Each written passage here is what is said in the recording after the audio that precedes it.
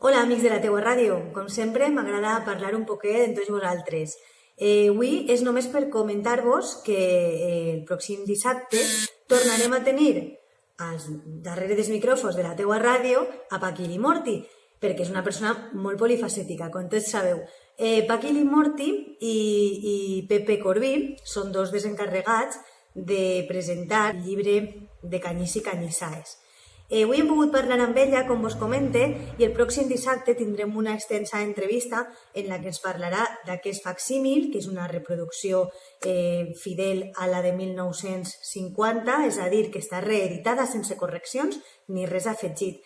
És el moment més indicat per a poder aconseguir aquesta obra d'un autor monover que segons és de l'Associació d'Estudis Monovers, s'han de potenciar i s'ha de redescobrir perquè molta gent monovera, sobretot jove, no coneix a Canyís i és molt, molt, molt interessant i sobretot molt divertit.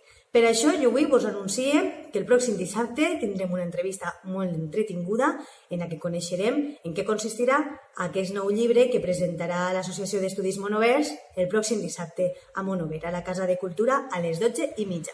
I com sempre m'agrada dir-vos, no oblideu que ens porteu a la butxaca.